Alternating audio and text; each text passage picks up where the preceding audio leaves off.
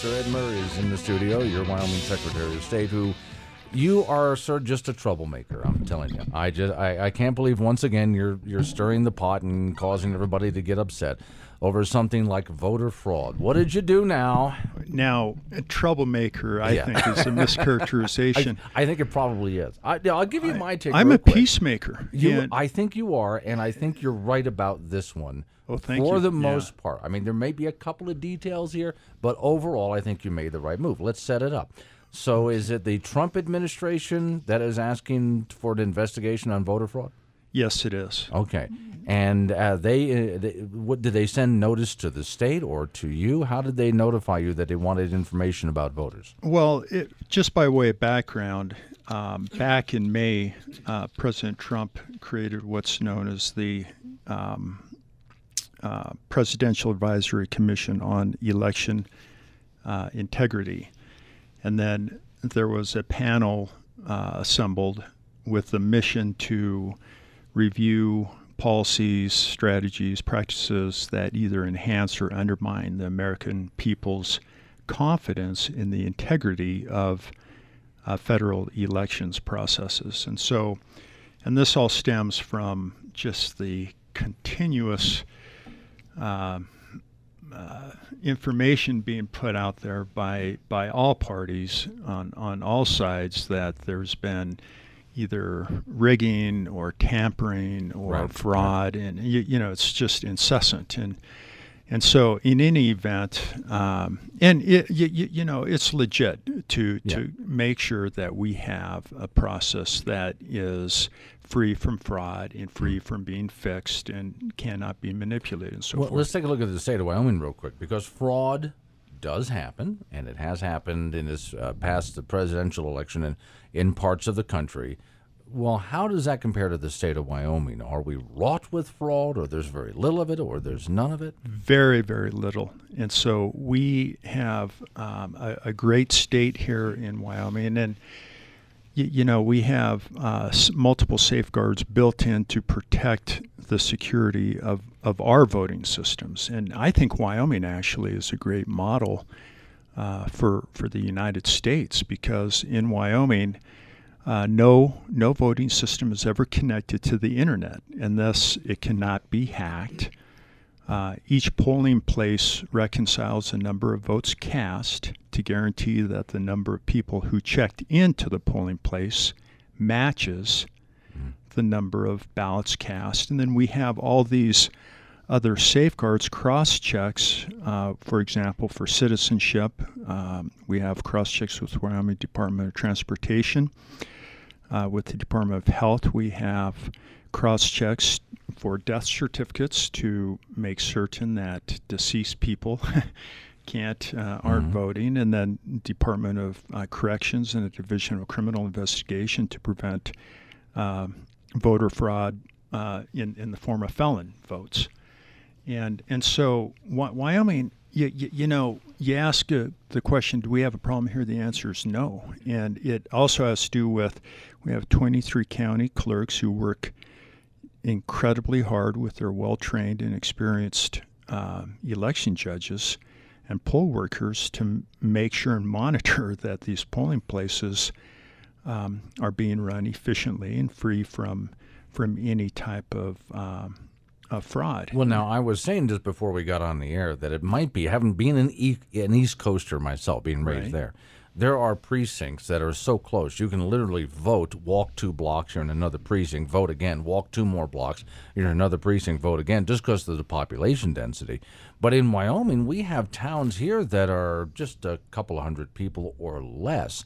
So to walk into a voting precinct in Wyoming and commit voter fraud is near impossible, because everybody knows everybody. We're such a small state. It's true. We have an advantage there, I think. And then in that example you cited, it also, that could not happen in Wyoming, and especially with e-poll books, because once you vote in Laramie County, for example, you can't, it would catch you voting anywhere else.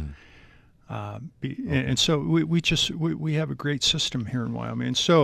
And And so in any event, there was this Presidential Advisory Commission on Election Integrity created, and they send a letter to all 50 secretaries of state throughout the nation requesting a bunch of information, and this is, in my estimation, very private information. They wanted not only the names and addresses and birth dates and political party affiliation, but then they start to get into information like Social Security numbers and driver's license numbers and voter history and just a bunch of very, very private information, in my estimation. So would I be right to say that it's not that the Trump administration is investigating this, or even that they asked for some information from your office? It's that some of the information was just too personal, and you're not going to turn that over. Yeah, I think so. It's a matter of privacy, and it is a matter of the law. I think that our law protects this information, at least my interpretation. Now, I may be challenged on that, because the law says what it says, and it is. I'm applying a very, very conservative interpretation of it. Those limited circumstances, which... My name is Glenn Woods. Thanks for joining me. So sitting in the studio with me is your Wyoming Secretary of State, Ed Murray, who got a letter from the Trump administration? How did they notify you for an investigation like this? Well, it's a letter actually from the Presidential Advisory Commission on Election Integrity. Okay, so what they're looking for is they want to investigate voter fraud. And when it came to the state of Wyoming, your take was they are just asking some questions that are far too personal. So did you reject everything and send it back to them, or are you just rejecting certain parts of their request? In connection with the request for the voter roll information, we're rejecting that. Okay. In total. And again, there's other portions of the letter that have to do with inquiring, into evidence or information we have regarding instances of voter fraud and what we do as a state to fight, this election-related crime, and how extensive is it? These are all legit questions, that I think every state, it's really a great opportunity to demonstrate what each and every state is doing in these regards. Okay, now that's a good point there, because we're not the only state that's turning this request back. How many have done that so far? It's a good question. It's been reported to me that upwards of 44 of the 50 states have rejected in whole or in part. Now, we'd have to break that down. I think Wyoming, in my decision, I think I'd be joined by maybe 15 or 20 states who have decided to decline in whole the voter roll information. And then there's another, upwards of 20 states or so who are declining to provide portions of, in other words, and even under Wyoming law, there are some exceptions for the delivery and production of information that, names and addresses and party affiliations under certain circumstances. But again, I'm reading these statutes very conservatively, and if I'm going to err, I'm going to do it on the side of privacy and the Wyoming voters. Let's jump to the phones real quick. This is Glenn. Who's on the phone? Hey, it's Jude. Sorry I called back, but I wanted to really ask a question of our secretary. Mr. McMurray, am I correct? Murray? Yeah, well, it's the Murray. I don't know if you've ever heard of Project Veritas or actually saw any of the footage of people actually being bussed into these larger cities, and and the college kid that was busted for voting 12 times for dead people, Actually, it's 14 states that are not complying as of right now. It's not 44, so you're being misinformed there. My second question is, what kind of information is given when, say, the Republican Party goes for voting rolls in your local county? Don't they receive all of this information as well? Okay, now that last one, thanks for calling. That last one really is interesting to me. If I wanted some information on voters, let's say I was doing a survey, a study of some kind, right, would I be able to ask for all of this? Well, if you are a candidate, if you are a political party committee, if you otherwise are one of the 7 identified recipients under the law, then yes, you can receive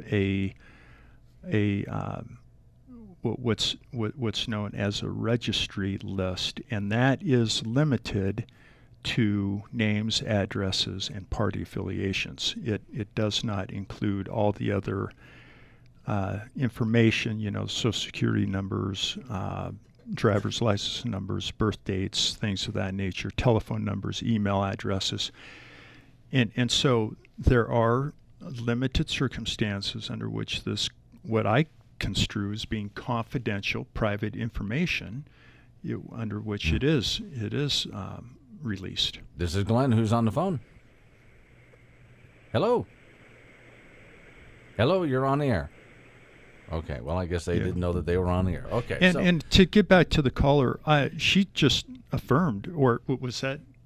Judy. Judy, yeah. She's up in Casper. Oh, Judy, yeah, you affirmed what I had said. I said upwards of 14 or 15 states, I believe, have elected to decline entirely, and then upwards of 40 or 20 more that have declined in part. And so I don't think I said anything inconsistent with what you just said. Okay. So now, what kind of request could the Trump administration make of you that you would comply with? I mean, is there any part of this that you would agree with if they send a shorter request, let's say? Well, I want to keep our voters out of it, and so as I was alluding to, I think it's a complete and total reasonable exercise, this Presidential Advisory Commission, to explore what's going on in every single state, have every single state be accountable as to ensuring the integrity of their election process. And so ask away, and I will respond thoroughly and completely and cooperate entirely with that type of process. When it gets into the submission of the names and addresses of all our voters and their party affiliation, then I do not understand the nexus between the submission of that information and the stated purpose of the advisory commission. We got time for one quick call here. This is Glenn, who's on the phone. Hello, this is Randy from Torrington. Yes, sir. I just had a question. I'm not worried about Wyoming either, but we have states where there's just constant problems. The Secretary of States are not very reliable on cleaning up this act. So what would you suggest that the federal government does, or what questions they ask, or what information they request to force some actual voter registration and voter integrity? Okay, good question. You got about a minute to answer that. Sure. Yeah, the question of every state, I think, needs to be asked is what laws and policies are necessary to ensure the integrity of the elections that you administer. I would ask that of every single Secretary of State. And it's up to the people, the people of each state. And so it's a state's issue. Oh, not a yeah, federal absolutely. issue. And that's a very good point. And let's get back to that, because as a matter of the United States Constitution, elections are a state's matter, period. Under Article 1, Section 4, and the 10th Amendment, it's a state's issue, you know. And so I'm just following Wyoming law, my interpretation of it in a very conservative manner to protect the privacy of Wyoming voters, and then I'm also protecting, as I'm charged when I took my oath, to defend the Constitution. All right. Thank you for coming in. I appreciate you clearing it up. As it develops, doors open to you, as you know. Well, thank you. 8:29 is the time is KGAB Radio. We're coming up on news time once again.